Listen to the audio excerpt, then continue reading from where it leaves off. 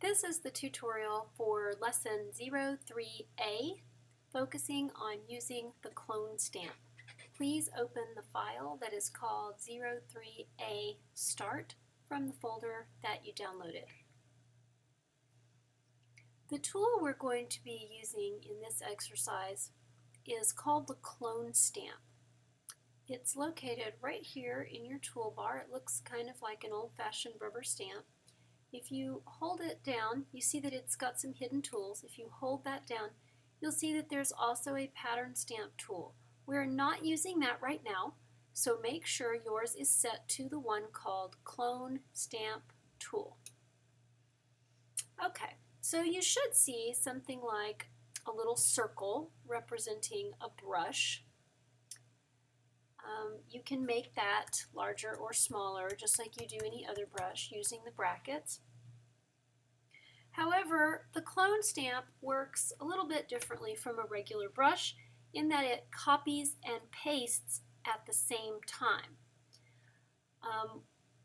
Because it does that, it's an ideal tool for replacing missing or damaged bits of a photo. It does not work perfectly on any subject, but it works really well on things that have a sort of indistinct pattern of their own, like grass or water or trees. Some things, like human skin, for example, do not clone really well because it tends to look very artificial. But right now, we're dealing with grass, so the clone stamp is going to work just fine. Before we start cloning, whenever I'm going to do an extensive edit to a photo, I always duplicate the background layer so that I am not messing with my original data.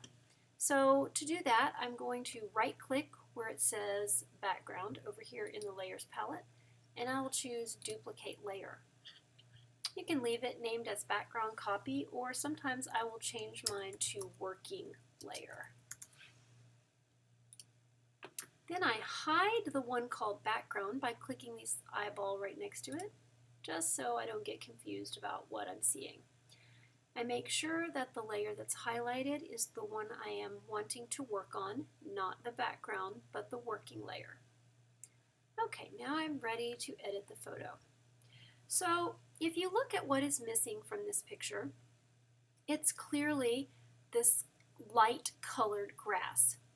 So we want to clone some grass that is the right color and cover this spot.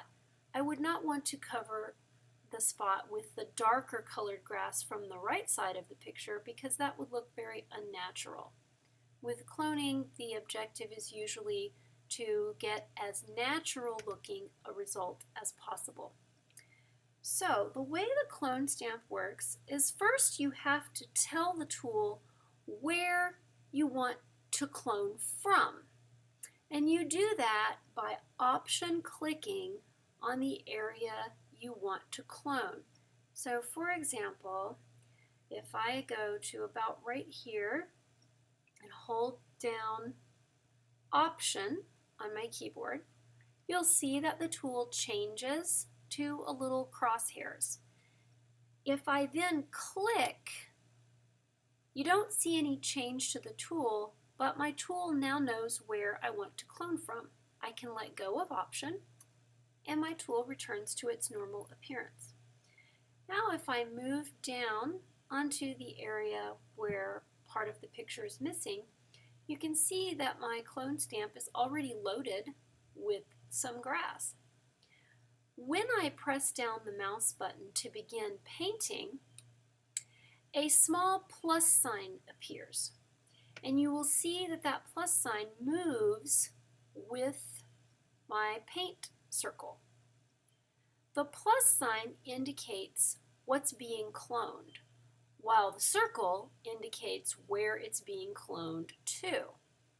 So the two things move together, and for this reason, you have to be pretty careful about where you put your plus sign, where you set the tool to, because you could easily without meaning to, clone something that you don't want to clone, and you'd end up with a strange looking result like this. So I'm going to Command Z to undo all of that. Sometimes when you're using the clone stamp, you will have to Option click more than once and move around the area that you're cloning from.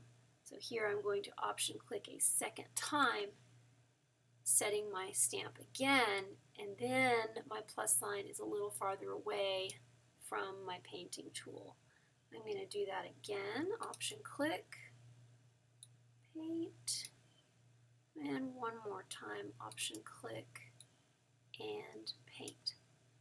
Okay, so at this point I've filled in my grass with a fairly realistic shade. However, when you've done this a few times, you will be able to start noticing kind of an unnatural wave pattern that appears when you've cloned a pretty large area. It's not hard to fix on something like this grass. I'm going to make my clone stamp larger, and I'm just going to sort of randomly Option click, click, Option click, click, just to break up the repeated pattern that has happened with my grass. So Option click here and here, so I'm sort of getting rid of that strange repeated pattern. If you need to step backward, remember it's Command Option Z, and you can keep backing up a few times if you need to do so. So the goal here is to get your repaired corner looking as natural as possible. When you are satisfied with that, the next thing we're going to do is clone out the sprinkler heads in the background of the picture. To do that, we're going to grab some of the grass that is in the shadow so that we are cloning over a color that's not going to be noticeable. I'm going to make my brush smaller so that it's just a little bit bigger than the sprinkler head.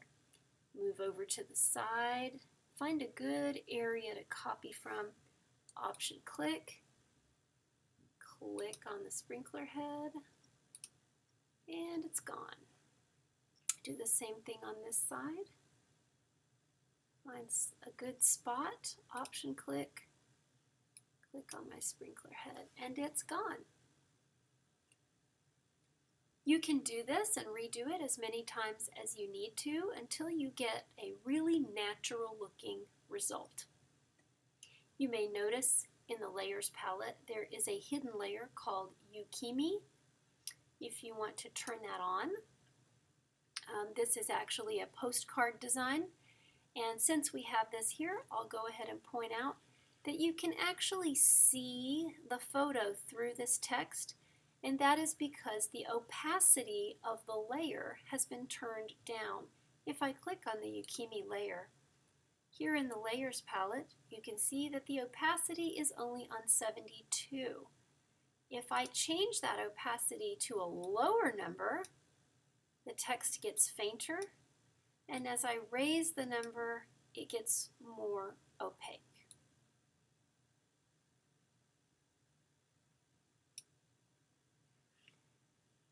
At this point, go ahead and take a screenshot of your finished postcard, and that's what you will need to turn in for Lesson 3A.